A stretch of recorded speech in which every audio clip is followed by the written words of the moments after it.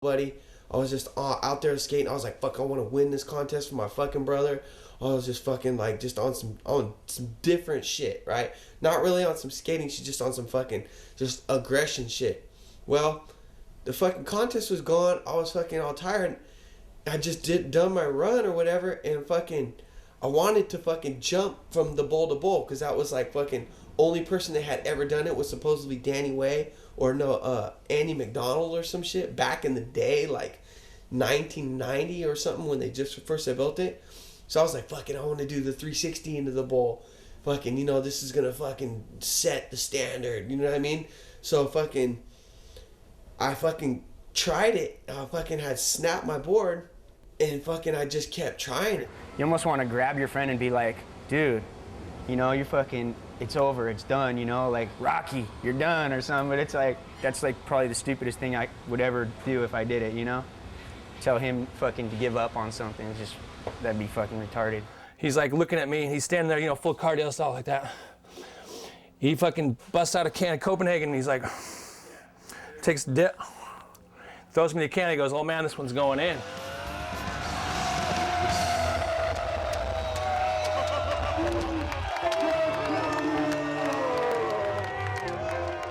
But you could tell he was just like, I did that for me. Just like Pat Duffy and any of those dudes, they're so above the bravado of people telling him how rad you are. It's like, yeah, dude, that's fucking sick. He's like, nah, dude, it's for me. It's for my heart. Julian told me that there part of him wanted to go up to you and be like, dude, don't stop trying this, man. I bet, dude. You know what I mean? That's how fucking possessed I was. But it was fucking vibes through my brother, dude. I was just, you know, have you ever lost somebody in your life or some shit? Is you know what I mean? It's just, you're on some different shit. You know what I mean? Was that around the time you were filming Sight Unseen? Yeah, around the same time though. After a while being around John, like anything that he thought he could do, like he could do. Like there was no like limits. It's like that intense mental power that like separates people, you know, and that's what John personifies. Did you film Sight Unseen a little bit different than you'd film an Anti-Hero video? Totally, because it was like, Anti-Hero, we would drink and smoking and having fun and partying and stuff, but when my brother passed away from partying and drinking and stuff, it's like, I had to change up my whole program and wasn't really partying like that, so I wasn't really kicking it with everybody as hard. You know, I was just trying to skate, you know, and so John had came to me and was like, dude, we want to make this video, and I was like, cool, something to focus on, you know what I mean, and I was like stoked on that. So fucking, it was just a blessing to work on that video with John, and it was tight, dude. John is such a sick person. John Holland, he's fucking a dope golfer, and he's a tight ass dude, and he made these videos, and I fucking was down to support it, you know. Sight Unseen was just an amazing video part, period. It was still again at that era where like people were like, you have to have this banging ass, like gnarly hit, trick kind of thing. And again, John stepped to the plate and was just like, this is how I skate, take it or leave it. And it was like, he stood up next to the kids and he blew doors on them, you know?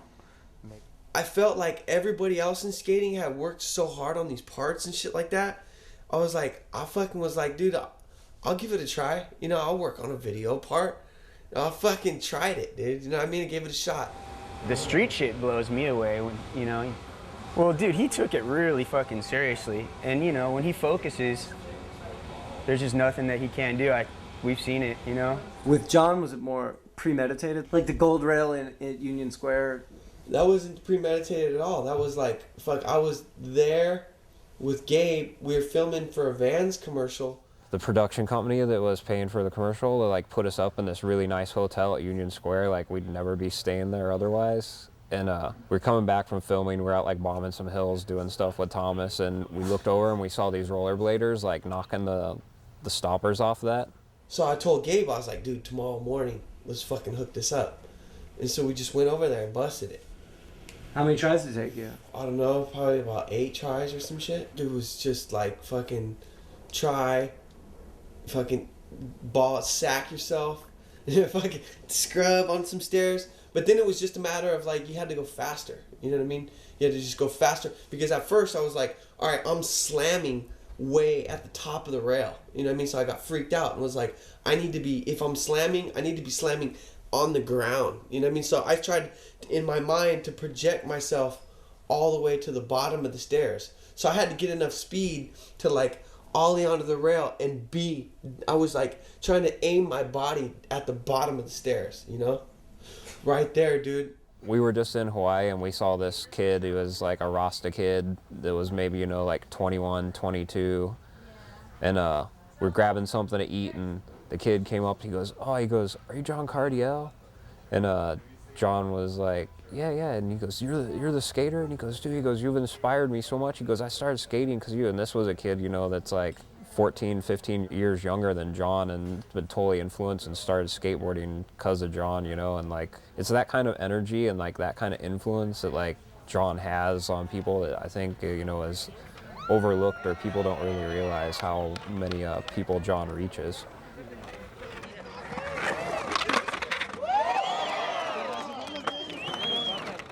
Cardiel, that's all you gotta say. He's got a whole town named after the fucking dude.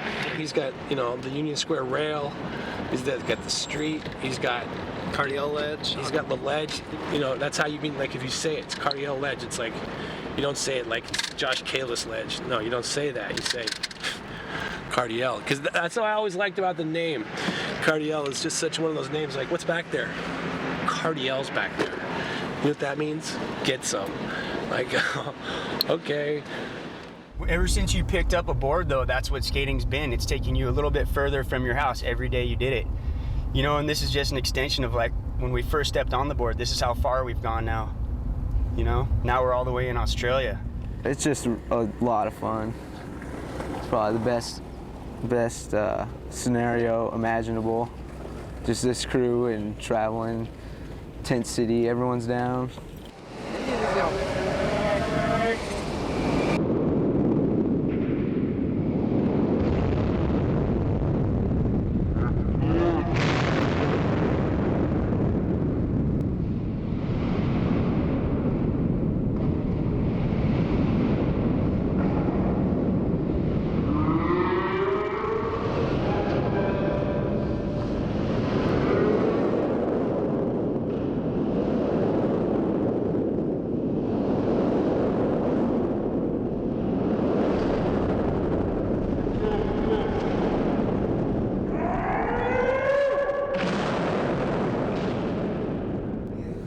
How did you first get involved with Julian Stranger?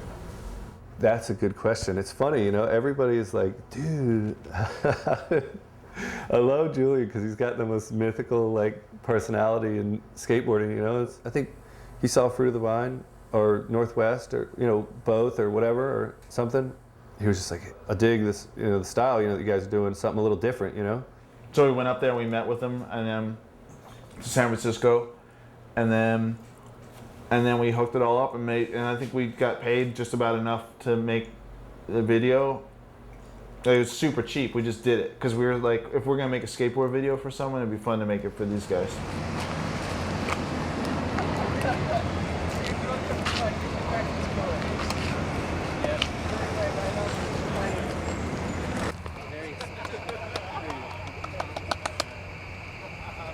These animals just had us. Like, look at these fuckers without tents, dude. And that's when it started. Like, everyone had to get tents. You can't sleep outside here. There's wild animals all around. Even in someone's backyard, it's spiders. Not safe.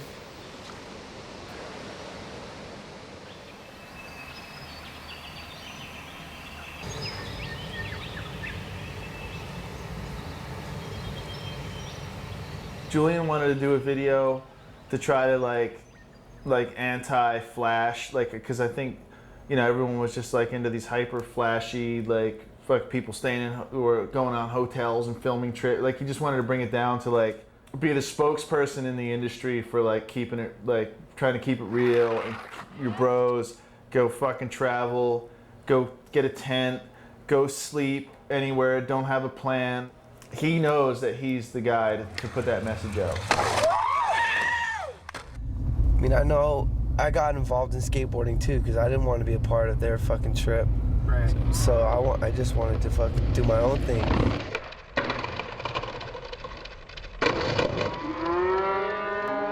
that's the highlight, you know, for sure. You're like, what's he gonna do? You know, what's Cardiel gonna do on this trip? You know, he's gonna do something crazy. If I could be good, that's the kind of good I'd like to be. You know what I mean? Like when you have those dreams at night, you know, and you're like the fucking star basketball player, you're making every trick when you're skating, you know? It's like, for so many people, I'm sure, you know, that's the style that you can relate, like, that's how I'd be making everything, like, I'd be doing it like Cardiel, you know? I think that's probably, you know, like, that's the style that a lot of people can relate to, you know? Where's Oladella in the scheme? Right here. And Wollongong's here. This is where. Well, why don't we just say Oladella to sleep? And then charge out to here? That sounds good. Dude, I've taken these roads too. Before, these are fucking fire roads, dude. Really? They're super sick. We could charge them over there. Or, you know, the thing that stood out in my mind the most was we're going out to this big, huge full pipe up in the mountains. Julian and Frankie and John jump out to shoot this downhill. It's like one of those back roads, no cars, super windy, real steep. And I'm like, oh yeah, sure, I'll follow film or whatever, you know, jump out of the car. Fucking these guys are like around the bend, like I'm still foot dragging, you know, like probably a quarter mile behind them within like 2 minutes.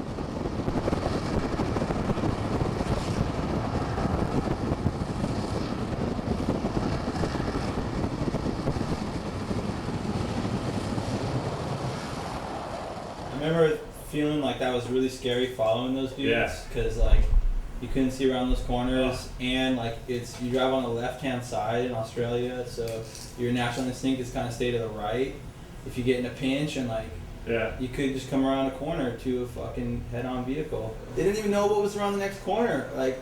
Dude, the shit was crazy. It was straight, like that was fucked up, man, because we were going around corners for the first time and they were just going around the corner, dude, like straight in the blind side. You know, anybody, there could have been a car there. It was serious life or death. Let me see it. Pull it up. They're smoking. That's fucking hot. Dude, I was coming around the corner, I was like, it's sparked. It's sparked right there, yeah.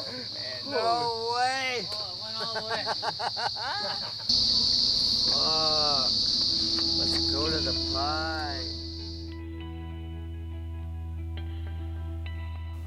It's sketchy, you know, you get bust factors high.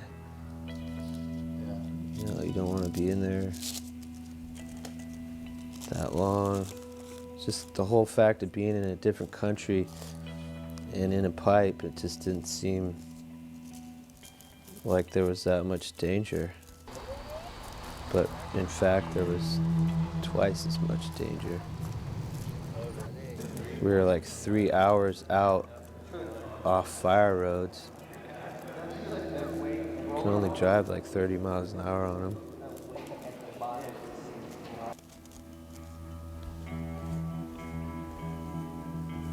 We're just way the fuck out there.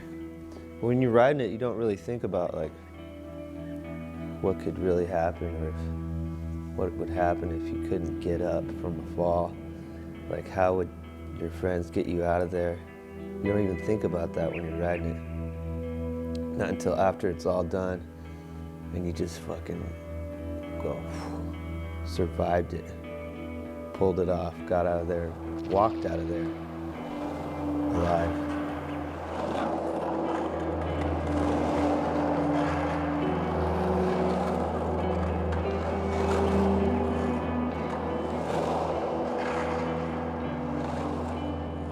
Was it a conscious decision not to reference or mention Cardiel's being heard in the video? It was just, at the pipe, that was like the end of the trip. But it was kind of just like, yeah, why talk about it? It's like, that's a whole nother story.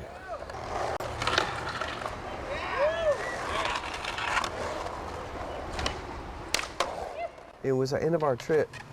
We were skating Pran Park. Everybody was super tired. We were fucking done skating, doing the demo, and we were leaving the park, and fucking everybody, we had, you know, we were all hyped. We were leaving the place, and I was in a rental car with Matt Rodriguez, and Matt was driving, and everybody else was in the van in front of us. Like fucking, the van was rocking. They had music blazing. They were fucking jamming out, right? And I was just like asking Matt. I was like, dude, what if we get cut off from these dudes? How are we gonna get there? You know, we gotta follow these guys. So I'm gonna find out. So I hopped out of the car and I went around to the other side. The music was all loud and I was like, where are we going? You know, blah, blah, blah, talking shit. And then they took off because homeboy didn't know that I was back there, you know, trying to figure it out. And they cut at the light. So I was like, scrambled, you know, and I fell. And right when I fell, I just got hit. You're like, fuck, stop the car. You know, you knew something gnarly happened because you felt it. You know, it's like one of those, like, you never felt it before, but you know exactly what it is when you felt it. And you're just like, no way. There's no fucking way that just happened. It's like, it's weird. The first thing was, oh my God, I'm gonna puke. I mean, it was something like, I really wasn't prepared for that to happen. You know, I don't think anybody is. It's just like, you know, for 30 days before that, he was fucking blasting 6-foot airs, you know, in front of you. And then like, fuck, all of a sudden shit happens, you know? No, I woke up at the hospital. I thought I hit my head, you know what I mean? From the slam. I thought I just had hit my head and went out. But I didn't know that it hit my back and fucked my spinal cord up, you know? I looked down and I see Matt Rodriguez and Julian, they're looking at me. And Rodriguez was just like fucking hurt. And so was fucking Julian, they were hurt. Looking at me like, fuck, dude. And I was like, what's wrong? And I was like, why am I fucking here? And fucking Maddie fucking was like, dude, can you feel this? And he fucking was squeezing on my legs. I couldn't feel it, dude. They said that I would never walk again and that, you know, that I was paralyzed and I had to try to figure out life, like just deal with it, you know what I mean? That thing right there, dude. How long were you on that for? Want me to move any of this stuff? No, it's all good. It's 6 months. 6 months in the wheelchair? Yeah, about 6 months. And 6 months to a year. It's fucking, this thing's fucked up, dude. Were you psyched when you didn't have to use it? Oh, yeah. Hella. I was fucking living here, wheelchairing around like the whole house and fucking had it all hooked up where like I had to make food, my wheelchair, and just fucking, it was just getting in my car, fucking everything, dude. It was just sucked. I don't know, man. I don't know what to say about the injury, you know? I mean, like, just fucking, was my favorite dude ever, like my best friend to skate with, you know, and it's just like gone. You know, just the pain that they felt, you know, for another friend, that you see somebody go down, you feel for that person and their family. I didn't want them to even have to feel that, you know what I mean? So I felt bad for what they were feeling, you know what I mean? I don't want no one to see me like that, you know what I mean? I'm like, dude, I'm not fucked up, you know what I mean? I couldn't process that. Did they give you odds as far as like the odds of walking again? Yeah, they fucking said that I will not walk again. There's no way. They told my mom that in front of me, and it fucking just broke her, just crumbled her right there, just. And I was like, fuck you, dude. I was like, there's no way that I'm gonna be stuck here. I was like, I'm walking out of this hospital, I told the dude. Me and Joey went out there a month later after the accident, and we spent a month out there with him. Just watching him the day we got there till the day we left was like a whole different dude. Every day he like did stuff that the doctors told him not to do or shouldn't do or can't do, and you know, by the time we left, he was standing up. I had worked on myself for those 6 months in there, and we had been in rehab and stuff. So I fucking was like, I'm walking home, Mom. I told her I'm walking home. So I came back home. I fucking had the lady, like right when I got to the door, the wheelchair all the way up to the door to get out where I knew my mom was kicking it, grabbed the fucking sticks and got up and just fucking like, I made myself like walk out the door, and my mom was fucking crying and shit. I was all hyped, like, yeah, I'm doing it. But then I got right back in my wheelchair and fucking had to deal with the shit. But I made it look like I was tight for a minute, you know what I mean? Just to hype my mom up.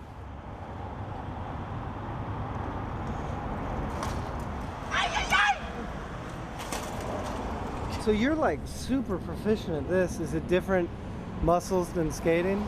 Yeah, dude, like look at me walk, dude. Like, I got like, this whole fucking side is all fucked up. I can't lift. So if my right ankle Like if I'm like this, it's like my right foot I can go like this. My left foot, it's like, that's all I got. You know what I mean? I can't, it doesn't react the same. So when I ride my bike, I fucking, since it's a fixed gear, it goes one way, and I just fucking push down and just fucking sink all my weight into each pedal. And that's how I fucking get jamming. And it just looks like I'm proficient, but I fucking just figured out ways to work it, you know what I mean? Yeah. He was the gnarliest dude on the board, and now he's the gnarliest dude fucking just period. It's like now that he's into the bikes and shit, we have that, so we go ride around and hit the streets, which is insane. Being on the streets with John again is like, even if it's not on a skateboard, you know, on bikes and stuff, you're just like, it feels really good. Yeah, dude, I mean, it's all the same, you know, because it's not necessarily the skateboard itself or skateboarding, it's the energy that's like going down at that moment. And you can recreate that fucking, you know, playing a game of fucking flick football, you know what I mean? We could fucking vibe right now and it'd just be like skating. You know what I mean? Straight up, we could get into some shit, but get a dice game going or something, and we'd just be fucking rah, and it would be like, that was great. You know what I mean? It was just like a session, you know what I mean? Same vibes, straight up. And I don't even trip, whether it be a bike or whatever, it's just fucking the whole gamut. It's just vibes. I still live and breathe skating, I just can't do it, you know what I mean? Everything I see is skating. Like, you know, it's like, there's a snap off that, or I mean, you can't leave skating, you know what I mean? It's always, everything I fucking do, dude. Everything I do involves skating, somewhat. And he still fucking reads the mag. He'll call me on a caption or some shit. He's in it. Ain't no doubt about it. It's not like, hey, dude, skating's fucking, you know, I'm into real estate now. I'm starting my own Mexican restaurant. It's like, fuck no, that dude's fucking skateboard to the core. And if you think you got it faded, like, what's up, dude? Ask yourself, check the miles, bro. Seriously, kick the tires, check the mileage. That's John Cardiel, no doubt. Whether he can skate now or not is irrelevant. They see what he did, and what he did is timeless. When you have somebody like John that has that kind of influence and means, it's a special thing. It doesn't come along every day. It's not something that you have to like create a marketing scheme for or anything. It's just is what it is. When we got the flip book done and John actually saw it, the next day he called me and he's like, I'm gonna get you a skate ad. And I was like, you're gonna get a skate ad? What? Like, what? And he was like, yeah. No, I'm psyched, Robin. I'm gonna get an ad. And I was like, if you get an ad, give it to fucking Julian. And he was like, well, no, I'm gonna get more than one. And I was like, right on, John. And he probably will. When I saw that anti-hero ad of him doing the G-turn, I was like almost crying, you know. That was one of the best photos I've seen in a while of John, you know. I mean, everybody was waiting for that day to see that photo of him on a board again. We kind of fudged that. Like me and Gabe, I was like, dude, I could walk. So I was like, me and Gabe, I was like, dude, I think I could fudge a nose really real quick, you know what I mean? So, you know, I just wanted to like hook that up. I got this, you know, I'm coming back, Gabe. But at the same time, internally, I'm like, that's nothing. You know what I mean? I got way more inside, you know what I mean? But it just can't get out, you know? That's the thing that's fucked up about skating right now while I'm hurt, is I just want more. Like, I fucking want to be doing everything. Like, I see all these new parks that are popped up everywhere. I want to be skating them. So it's like, I can't do it like I fucking want to. No matter how much fucking work or whatever. I mean, some shit just don't work. I can't fucking move my left ankle. Like, there's just shit that's fucked up. And it's just restricting, you know what I mean? So it's just like, I know his mind's always thinking about skating, because anywhere we cruise, anywhere we hang out, we're always calling out spots. He's always saying like, look how sick that spot is. Look how rad that thing is. Like, look at that. That ought to be sick. Like, yeah, he's jamming, man. Dude, he was setting up a board in front of Deluxe. I was like, what are you going to do, cruise? And he's like, yeah. I was like, what? Gnarly. You just saw him? Yeah. Last month when I was in Frisco, I went to the Deluxe to get some shit from my friend's shop. And him and Julian and Mickey and a whole bunch of other shroppers were just sitting out front hanging tough, drinking coffees and shit. John was setting up a board. It was a hot sight to see that dude. He had the board in his hand, no trucks. He was putting the bolts in. I was like, oh, that's hot. There's only one John. People are still into it. There'll always be like true skaters and true people that just feed off John's energy. On the East Coast tour, we brought Julian and John out just because who doesn't want to see John Cardiel and Julian, like just randomly, with the Vans teams. So we all went to the Autumn Bowl. We were there for like an hour and a half, and then Dustin ran outside screaming, Cardiel has my board, he's skating the bowl. Dolan was ripping, and I was just watching Dustin skate. He don't give a fuck if I'm hurt or what. He's like fucking John, you know, my homeboy. So he's skating, having beers and having fun regardless if I'm kicking it there. So I like that vibe, you know what I mean? Like he's doing his own thing. And I was just juiced, and I was like, I wanted some of that juice from his board. And I was like, dude, I know I could fucking skate. So I fucking just like was like, Dustin, let me try your board. And I just hit it like that.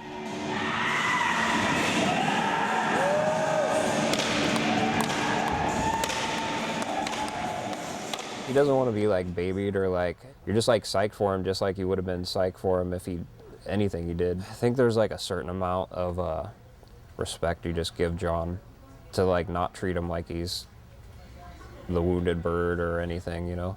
Like, yes, he can't skate the way he could skate, but like what he's like still doing a lot of other things, and he's getting his rush and his feeling they got from skating other ways. He still laughs. You know, if you look at him, like, you ask him now, how are you? You're like, pretty good. How about you? And you're like, his eyes, I mean, the eyes of the eagle, you're right through him. This is the hardest stare ever. I think anybody else would have taken an easy way out. John's he's just such a survivor. I mean, it's like, it's a lesson in life. I mean, it's truly a very honoring time for me to look at myself and say, you know, I flubbed my life 100,000 fucking times, but I never paid like that. And that's why I go skate now, you know, because I skate for people that can't, whether it's Phil or John. It's like, hey, the road's out there, man. Help yourself.